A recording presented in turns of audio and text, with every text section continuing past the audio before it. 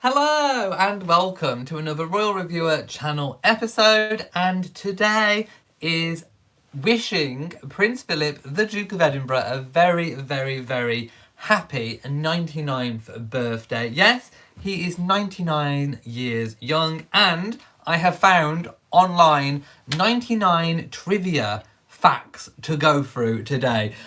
So I'm going to wait for people to drop in. As always, this is a live chat, so I'm going to be answering as many questions and reading comments as much as I can, but we do have quite a lot to get through. 99 comments is quite a lot. So how has Prince Philip been spending his birthday? Well, as we know, normally he would be he spends most of his year at Wood Farm in Norfolk on the Sandringham estate. Wood Farm is part of the Sandringham estate. If you remember when he had that car accident, that he was actually driving back to. No, he was coming from. I think he was coming from Wood Farm to go to the main Sandringham house. Anyway, normally he would be there. However, the Queen and Philip have been reunited for a number of months because of the current situation at Windsor Castle. They have been staying together at Windsor Castle. Prince Philip, the Duke of Edinburgh, famously is a person that does not like a lot of fuss and attention, particularly around birthdays. Like I said in yesterday's video, next year is the magic 100 birthday celebrations, and even Prince Philip, I don't think, will be able to escape that big milestone. There are already talks of potential big celebrations next year for his 100th birthday, but this year his 99th. He has been expected to spend it obviously privately with the Queen. In fact, on the Instagram account of the royal family, they did say that he was spending the day obviously privately with his wife, Her Majesty the Queen. So it's also expected that he will have made a series of video calls to family, of which there are many all over the world, including obviously Meghan and Harry, now in America, are expected also to conference call in. Whether that is as a big group or individually, we do not know. We are not party to that information. But yeah, I just hope that he has a really amazing, wonderful birthday. Late last night, it was about 10 p.m, just as I was going to bed, Buckingham Palace released a new photograph of the Queen and Prince Philip that were taken last Monday, I do believe. The Queen is wearing the Cullinan diamond brooch, which is said to symbolise love, the love between her and, of course, Philip. She was also wearing a really stunning Angela Kelly design. Now, I did make a video of that late last night, so if you haven't seen that photograph, do go and check it out. There has been talk online about, is it a fake? Is it a fake photo? Is it a photoshopped photo? And people were saying that because the outline, in particular, you can see an outline on the Queen's hands that look a little bit dark. So some people were thinking it was edited, that they were superimposed onto it. No, the photograph was taken in person last Monday in the quadrangle of Windsor Castle. The weird kind of outline is actually a photography thing. It's when you actually leave the flash on when you take a photograph in daylight. It can often leave a little bit of a line, which kind of gives that effect. So no, there has not been Photoshop trickery going on. It was all to do with the flash in broad daylight. In fact, I will probably go and take a photograph of myself in direct sun, just to see if it does the same thing. So no, it was a real photograph. So just to end all that speculation, it was a completely real photograph. Also, the Cambridges and other members of the royal family have taken to social media as well to wish the Duke of Edinburgh a very happy birthday. So feel free to leave your birthday messages in the comments below. We never know who's watching. Although I'm sure Prince Philip is not particularly bothered about his 99th birthday. He's probably not even bothered about his 100th birthday. But never mind. Now, some of the photographs that the Queen put out on Instagram are from the royal family's album. And one of the photographs that there's a selection of I mean, didn't Prince Philip look dashing when he was young? I mean, there are some beautiful photos. I mean, he was very, very. I mean, he's still good now, but you know what I mean. He was really handsome. And there are some dashing. I think we could describe him as dashing. He was very dashing back in the day. And there are some beautiful photographs of Prince Philip and the Queen. But the one that I really like was the last one that she posted. And it was of when the Queen was presenting the Duke of Edinburgh with his medal to invest him with New Zealand's highest honour, the Order of New Zealand. And that was at Buckingham Palace in 2013. I just love that kind of little intimate moment of the Queen kind of handing Philip a medal. It was a lovely little moment, and you can imagine that maybe that's how it will go next year when the Queen hands Philip a telegram and his birthday card, because famously when you're 100 you can apply to have for your 100th birthday your family or yourself can apply to have a telegram from the Queen, which is like it's a birthday card with the Queen's photo on. So I'm wondering next year, will the Queen hand deliver it in a similar fashion, or will it be posted? Will he receive it on his breakfast tray, on his breakfast table? Who knows? But let's go to the comments and just see what people are saying. Gangster says, I do believe Her Majesty the Queen was a gorgeous lady. They both were. They were a very, very handsome couple, I would most definitely say. Right, let me go to these 99 facts. Are you ready? Are we quite ready? Let me just wait for these adverts to go, because I can't see the screen while the adverts are there. Right, okay, so if it will go. Will it go? Right, there's this weird advert just covering my screen. Right, it's gone. The advert is gone. So, number 1, interesting fact. He used to subscribe to a flying saucer review, saying there are many reasons to believe that the UFOs exist. I didn't know that fact, that trivia fact. I'm not quite sure where it's from. I've not heard it. Have you heard that he subscribed to a flying saucer review? Number 2, his mother was profoundly deaf. That is true. So the young Philip learned sign language to communicate with her. Yes, indeed, true. In 1963, he founded a bagpiping trophy for the Pakistan Army. Number 4, the Prince loves TV cookery shows, and apparently Mary Berry is a particular favourite. I think we all like a little bit of the berry, don't we? Who can forget Mary Berry at Christmas with William and Catherine? That was... Oh, do you know what? Because of all the coronavirus stuff, I bet we aren't going to get anything like the Mary Berry Christmas. The Mary Berry Royal Christmas was... Oh, I loved that show. That was amazing. I loved that at Christmas, and I don't think we're going to be getting anything like that this year. Oh my goodness. I hope they repeat the... what was it called? Very Mary Berry... The Mary Berry Christmas. Anyway, it was amazing. I loved it. He was the first member of the royal family to be interviewed on TV in May of 1961. True. Driving fast on the way to his wedding rehearsal, Philip was stopped by a policeman, and apparently he said, "I'm sorry, officer, but I've got an appointment with the Archbishop of Canterbury." I hadn't heard that one, but I can quite believe it to be true. Apparently, during World War II, he met a soldier who joked he was waiting for someone to die, so that he could get promoted. Philip replied, "Like me." Now, that is typically Philip. That is Philip's humour. In 1961, he received 2 pygmy hippos from the president of Liberia. I have no idea what he did with them. Did he have them? Did he give them to a zoo? I have no idea. Legendary cricketer Don Bradman described Philip's bowling action as perfect. I mean, I can quite imagine. I mean, he was a sportsman. He still is. I mean, he still does carriage driving. So, yeah, I can quite imagine that. He was born on May the 28th, adjusted to June the 10th. So his date was adjusted. Only when Greece, where he was born, adopted the Gregorian calendar. So in the Grecian way, it was May the 28th, but then it become June the 10th. Number 11, he would hide a radio in his top hat at Royal Ascot just so he could listen to the cricket.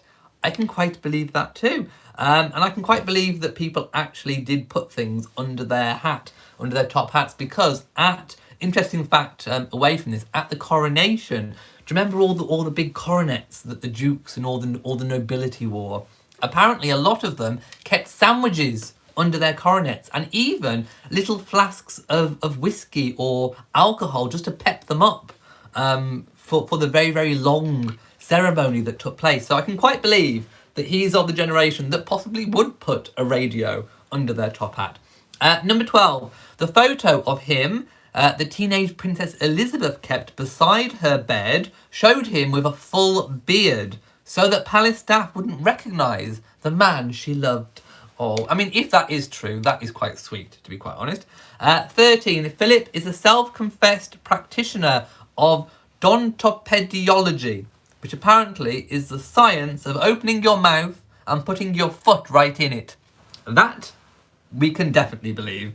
And I'm sure he knows it as well. Number 14, at the time of his wedding to Princess Elizabeth, he had the equivalent of 12 pence in the bank. That also I can believe. Obviously, you know, he did come, obviously, you know, as a former prince, a prince of Greece, you know, you'd expect him to have money. He did not. Obviously, his uncle, Lord Louis Mountbatten, did support him. And then obviously when he married the Queen, he became wealthy. So no, I can quite believe that he only had the equivalent of 12 pence in the bank at the time of the wedding. However, he did obviously gift the Queen. In fact, he had part of his mother's tiara dismantled to give her, to make the engagement ring, and I think it also made a suite of jewellery as well. So he did give the Queen diamonds, even though he only had maybe 12 pence in the bank. Apparently he operated a bulldozer while digging out a new water garden at Balmoral. Well, ever the practical hands-on man that he is, I can quite believe that one. 16, on a royal visit, Philip was told by one woman that she was 104 and her friend was 101. He replied, "I don't believe you. Women always take 10 years off their age." Isn't he naughty? In 2008, he gave his Savile Row tailor, John Kent of Kent, Haste and Latcher, a 52-year-old pair of trousers to be altered. Wow. My goodness, imagine having a pair of trousers 52 years old. Maybe some of you have. Maybe I will one day. I mean, to be honest, I don't tend to throw... This jacket, guess how old this jacket is? Love the lining. This jacket I've had since I was 17. Yes, I was 17. So it's, yeah... You do the math. I'm 37 this year. So, yeah, I can quite believe that he handed over a 52-year-old pair of trousers. Anyway, none of his 3 surviving older sisters were invited to his 1947 royal wedding because they'd all married German princes with some connection to the Nazis. So, that was obviously deemed not acceptable, and they were not invited as a result. As a child, Prince Andrew refused to wear anything under his kilt, a habit he copied from his father. Now this, I most definitely 100% do believe, because I've seen it with my own 2 eyes. This is something that once you have seen, you can never unsee. You know those things that are etched into your brain forever. Well, do not Google the up-kilt photograph that was taken of Prince Philip, because there is one out there, and you can see all of what he's got to offer under that kilt. I'm gonna move on. Number 20, Philip was forced to wear a kilt. Not another kilt.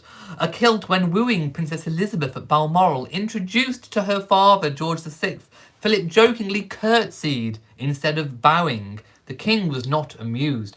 Yes, this scene was recreated in The Crown. I think it was the first season of The Crown. So yes, He did joke and do a curtsy instead of bowing. And yes, George VI was not amused. I wonder if he was wearing a kilt underwear that day.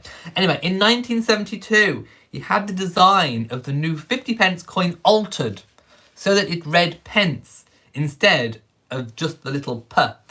He said, "I don't like that little p." He wanted it in full words, and he got it changed. There you go. If I wanted, I could get it done. Right, after one boozy night out, the Prince and his private secretary and friend Mike Parker were so late getting back to Clarence House, where they were living at the time, obviously now where Prince Charles lives, that they had to climb over the locked gates. Wow, dirty stop out. Number 23, in 2007, he donated DNA as part of an investigation into identifying human remains found in a field in a place I can't pronounce, but I'll have a go. Hang on, wait for my page to refresh. Apparently there was a problem with my web page. Ooh, hang on, it's going. Please don't block me out. Oh no. Right, this is live. This is what we do when we're live. Right, okay. Yes, Yekaterinburg in Russia. Hope I got that right. Believed to belong to the Romanovs, the Russian royal family executed by the revolutionaries in 1916. Philip is a grandnephew of the last Tsarina Alexandra and a great-grandson of Tsar Nicholas I. This is true, he did donate DNA, but I'm not quite sure what became of it. Does anyone know? I might have to look. That's one of those stories that you read at the time when they actually donate something, and then you don't kind of hear back from for a while. So I do need to probably go and check that out, whether or not that DNA actually came to any fruition. I'm not sure. Number 24, when asked on a Canadian tour whether he knew the Scilly Isles, he said, "My son owns them." And of course he's talking about Charles because of the Duchy of Cornwall. They come under the land owned by the Duchy of Cornwall. His pet names for the Queen include Cabbage and Sausage. Now, we learned about Cabbage, obviously, in The Crown. That one was picked up on. But yeah, Cabbage and Sausage. Yeah. Wouldn't you like to be someone's cabbage and sausage? Number 26, he was the first member of the royal family to fly himself out of Buckingham Palace in a helicopter. Ever one for doing things first. Number 27, while the Queen was in labour with Prince Charles, Philip played squash with Mike Parker.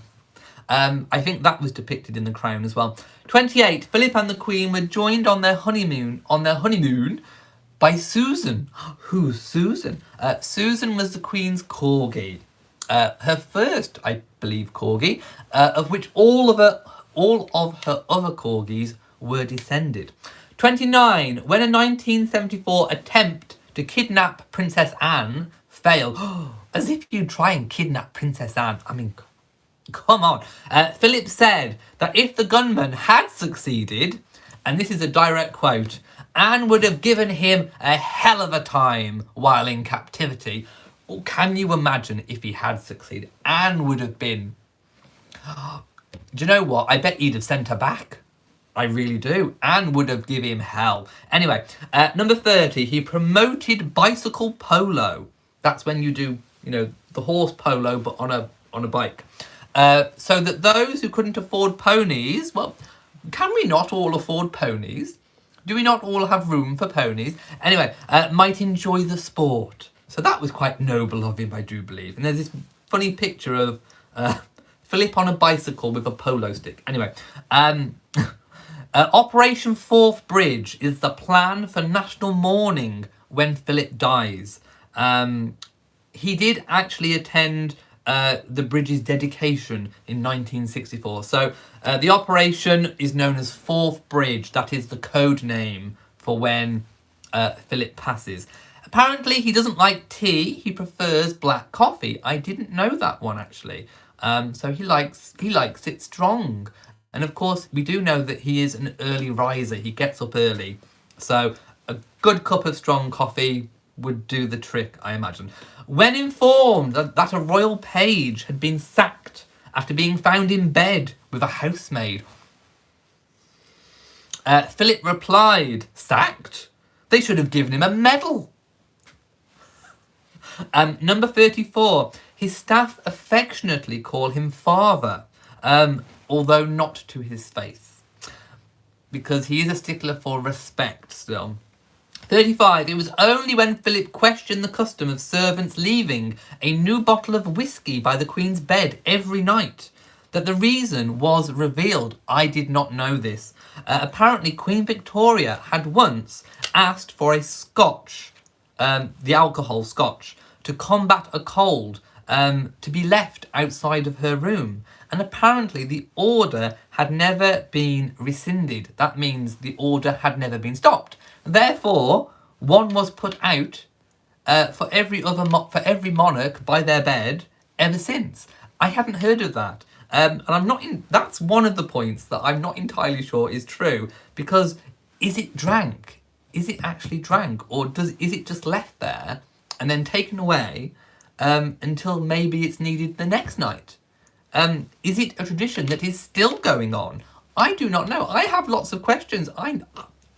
My mind was blown by this fact. Anyway, the historian David Starkey, you may have read his books, you may have seen his programmes. He did a really good series called Monarchy. He describes Prince Philip as His Royal Highness Victor Meldrew. If you don't know who Victor Meldrew is, he's from the British comedy where he says, "I don't believe it." He's a moaning old character. Oh, David Starkey. Anyway, he has banned the Duchess of York, Sarah Ferguson, from all royal residences when he's present. Well, if that was true, I'm not entirely sure it's true now, because obviously at Eugenie's wedding, he was there. Also, Meghan's wedding, he was there with Sarah. So I don't entirely think that's true anymore.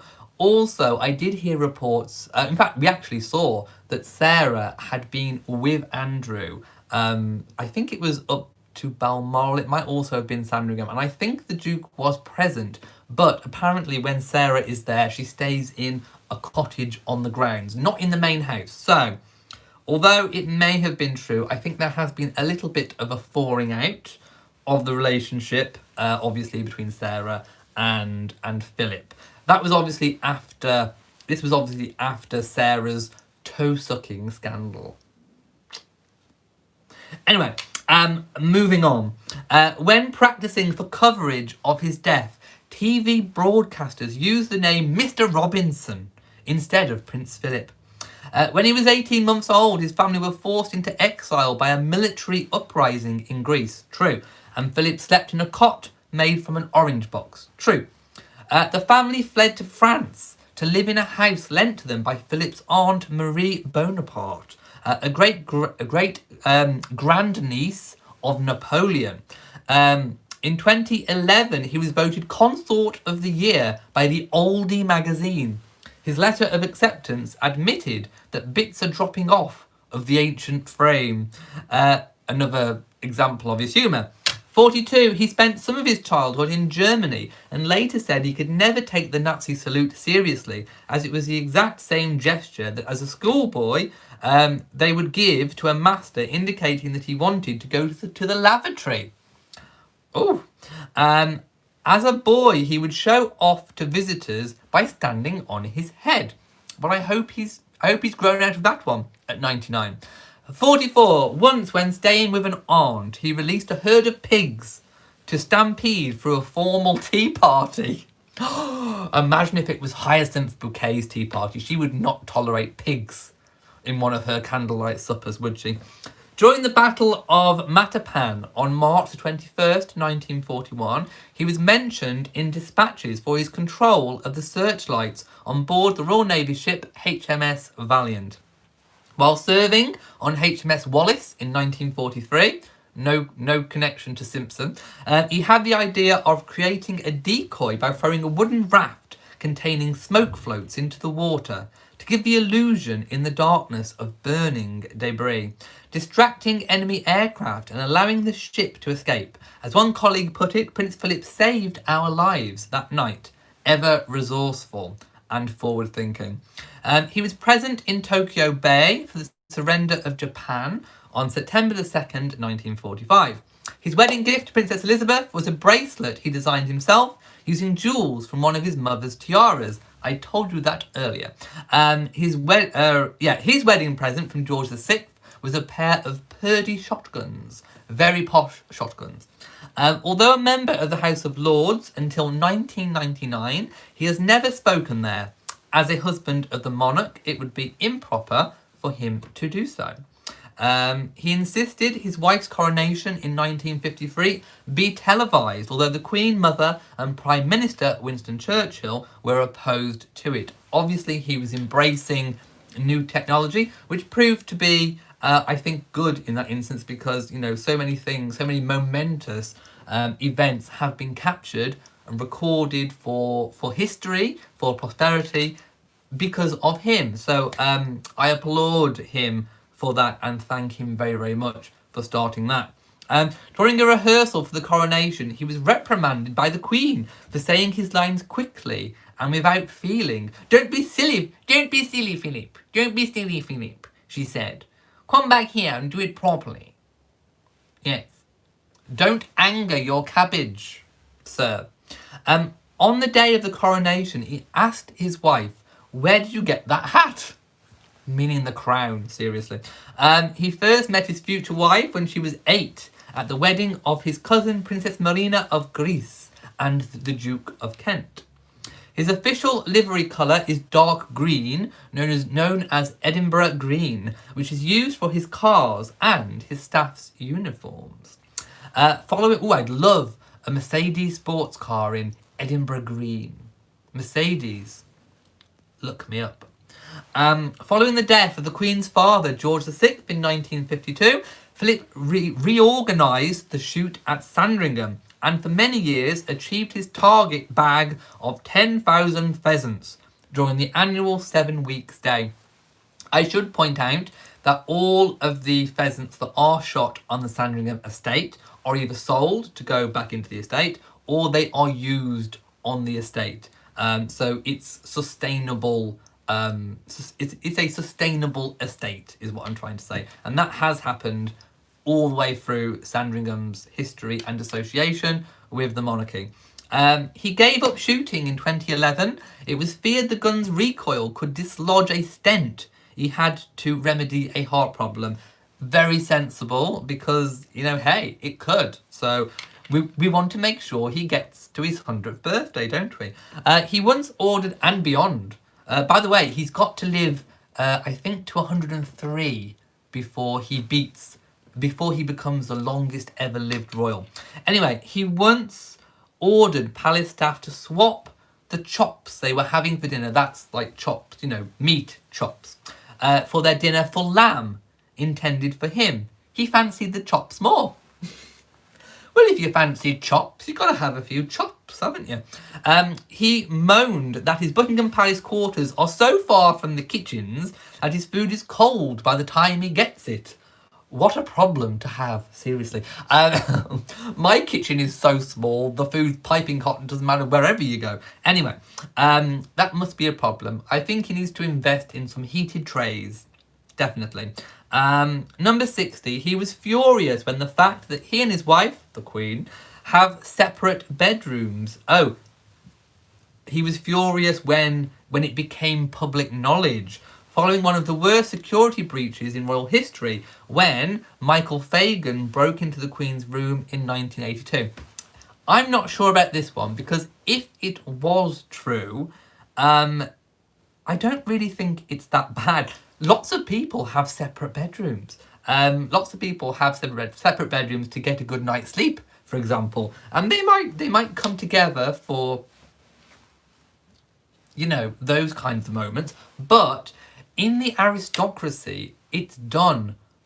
It's commonplace. In the aristocracy, in the upper echelons of society, it's traditional to have separate bedrooms. So I'm not sure that he would have been furious for people to know that he was doing something that the upper echelons of society just do as normal practice. So I'm not sure about that one, but it most certainly did. It most certainly did reveal that they had separate bedrooms when the reports came back about that break-in. So I'm not entirely sure about that one, but hey, I'll let that one slide. Number 61, his pillows on the royal train are plain and the Queen's are lacy. Ooh, a lacy pillow. I might have to get some lacy pillows.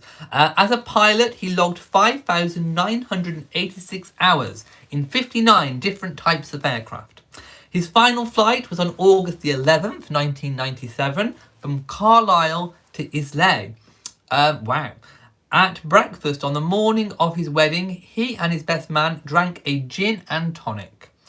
At a conference about man-made fibres, Philip stroked his balding head and said, "I'm not very good at producing man-made fibres myself." He learned of George VI's death in February 1952 before his wife, from a news reporter in Kenya, where the couple were on tour.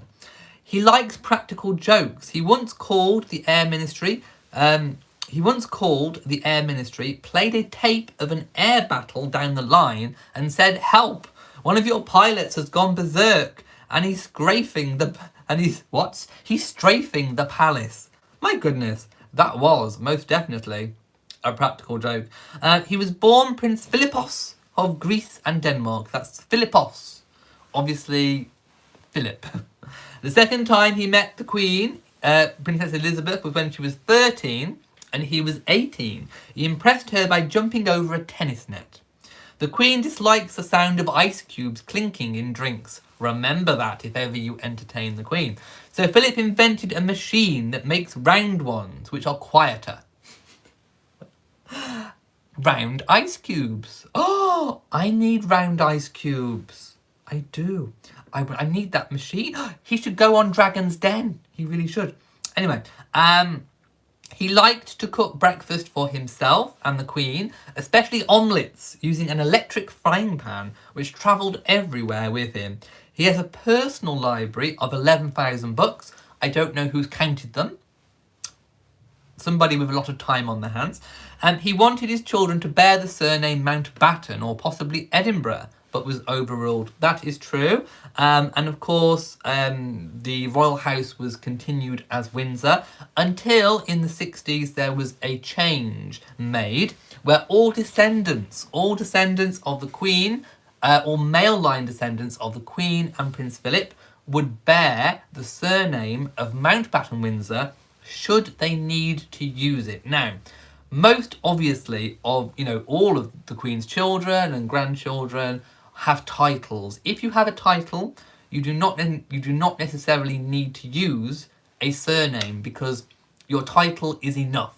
But there are certain occasions where legally you do need to use a surname. For example, at weddings, or for example, when William and Catherine, I think, launched a legal suit against the newspaper that published the photographs of Catherine, William used his surname of Mountbatten Windsor.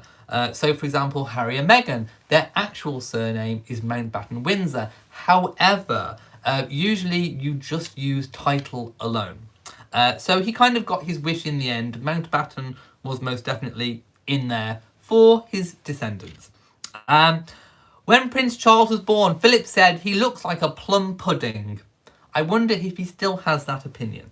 Meeting Tom Jones after the 1969 Royal Variety performance, Philip asked, "What do you gargle with, pebbles?" By marrying the Queen, he removed himself from the line of succession as a descendant of Queen Victoria. Philip had a distant claim to the top job. So yes, he would have effectively, I suppose, removed himself. He would often comment on Windsor neighbour Elton John's ghastly car. A die-hard fan of Watford FC, Elton painted it in the team's colours. Yellow with a red and black stripe in the middle. Oh, I think I agree with Philip on that one. I'm taking Philip's side on that one. That car sounds like a nightmare. Anyway, In 1997, Philip persuaded a reluctant Prince William and Prince Harry to walk behind the coffin at their mother's funeral by saying, "If you like, I'll walk with you." That is said to be true. And obviously, an event in time that has caused William, and I think in particular Harry, much trauma since. Lots of people saying, obviously, it wasn't, it shouldn't have happened. It's caused, lots of trauma to them. But, as it was put to them, Philip did reassure them by saying, "If you like, I'll walk with you." So, he did offer to be by their sides if it was something at the time they were being made to do, or at least offered the chance to do. He once said, "When a man opens a car door for his wife, it's either a new car or a new wife." Philip, as the Queen might say. He has instructed the Dean of Windsor that sermons be no longer than 12 minutes. Yes. He doesn't like long sermons, and he doesn't like long anything, to be honest. When he was having his photograph taken, he told a photographer to swear word, "Hurry up." That's what he said. It was caught on camera. Anyway, in 2008, France's First Lady, Carla Bruni Sarkozy, was surprised and impressed by Philip's impeccable French. Yes, he's a fluent French speaker, and so is the Queen. Told in Ghana that the country had 200 members of parliament, Philip replied, "That's about the right number. We have 650, and most of them are a complete bloody waste of time." I can imagine he did actually say that. Some people might agree. On car journeys with his children, they would play a game of making sentences from car registration plates. Princess Anne once responded to PMD with, "Philip's my dad." Even into his 90s, Philip continued to perform a 12-minute exercise routine created for the Royal Canadian Air Force. Philip has eschewed a state funeral to which he is entitled. That means he doesn't want a full-on state funeral. He would prefer a private military-style commemoration in St George's Chapel at Windsor Castle. He wants to be buried in neighbouring Frogmore Gardens. Now, that is not quite accurate because details of Philip's funeral have not been released, so that is just gossip.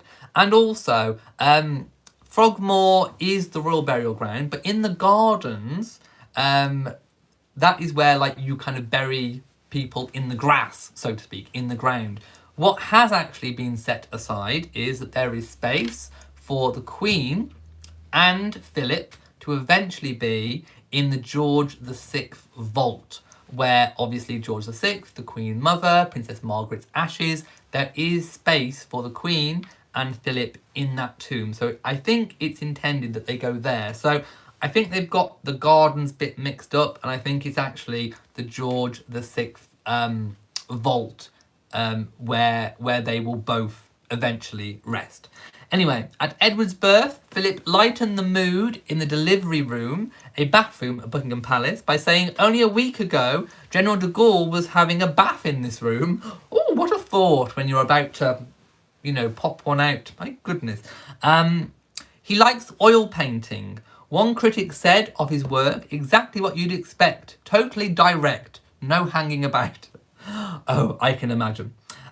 He's the oldest ever male member of the royal family, at an official, but not obviously with females as well, at an official photo shoot during the 75th anniversary of the Battle of Britain in 2015. He told a photographer to just take the picture. That's what I said earlier. He did. That's exactly what he said. Insert bleep here. It was caught on camera. He is the oldest living great-great-grandchild of Queen Victoria. His nickname for a lineup of dignitaries in their ceremonial robes who would wait to receive him and the Queen at royal events was the Chain Gang. When it was announced in May 2017 that he was retiring from public life, Philip said, "Standing down, I can barely stand up." He gave up smoking on the morning of his wedding for his new bride, Princess Elizabeth, because she'd seen what cigarettes did to her father's health. That was very noble, and I bet he's very, very, very glad that he took that decision. On an early visit to Windsor Castle, he interrupted a courtier who tried to tell him about the building. I know, my mother was born here, he said.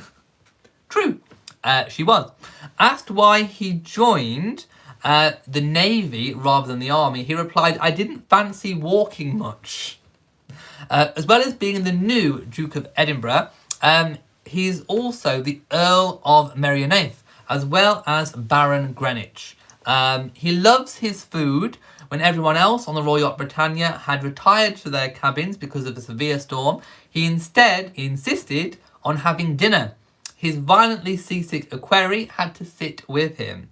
Asked once about the secret of coping with public appearances, he replied, I never pass up a chance to go to the loo.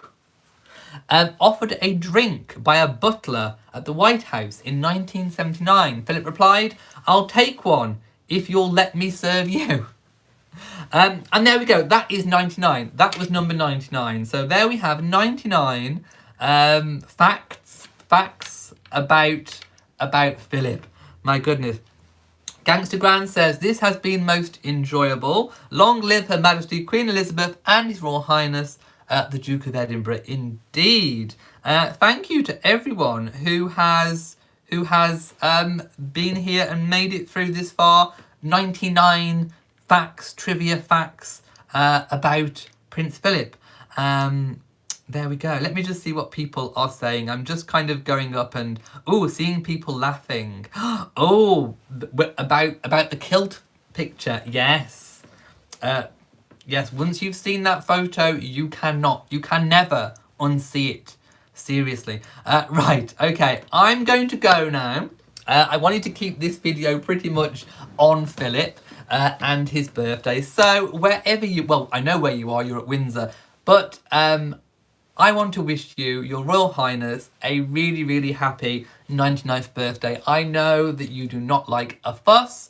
But anyway, you're going to get a big fuss next year, so you can't get away from that. You're going to have a big fuss whether you like it or not. So, thank you for watching this video. If you've enjoyed it, please give it a big old thumbs up. Don't forget to share on social media, and also, of course, hit the bell so that you know whenever I come back and upload a new video and talk about kilts. So, from me in Shropshire, mwah to you all, and goodbye.